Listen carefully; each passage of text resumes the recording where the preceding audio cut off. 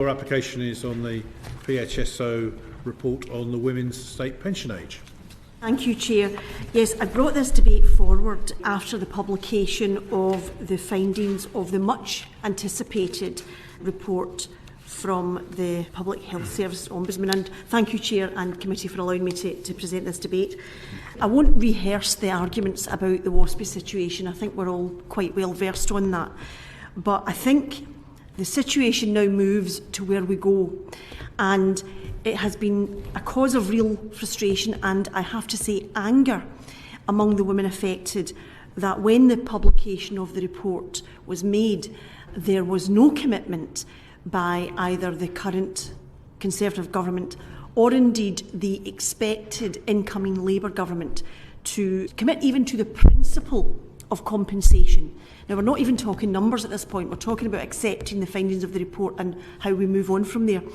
And I think the number of MPs that have sponsored this debate is a testament to the fact that there are very, very strongly held views on this from right across the House, from every political party.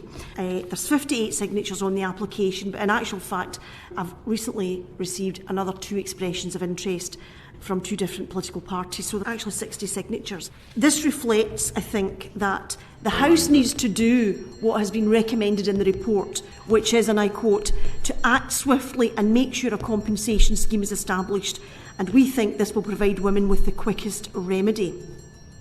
And it criticised, of course, the DWP because it will not take steps to put things right, and its refusal to comply is, and I quote, unacceptable.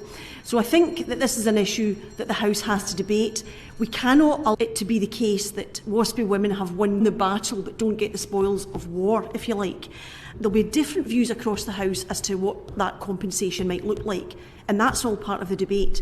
But I think the principle for compensation has to be established, and it has to be established quickly, because the longer this report goes unanswered, the more despair is setting in. And I would remind the committee that since the campaign for pension justice began, 270,000 of the 3.8 million Waspi women affected have died, and every day more and more of them are dying without seeing justice.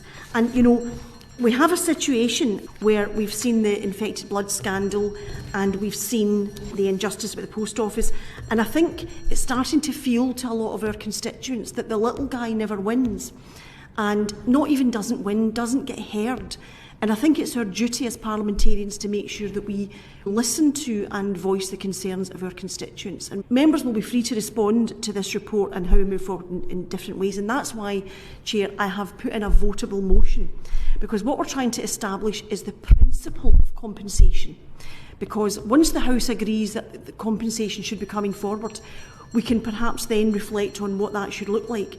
But I think to not even go as far as accepting the principle is a real dereliction of duty on the House of Commons, and I think a lot of MPs from across the House are unhappy with that.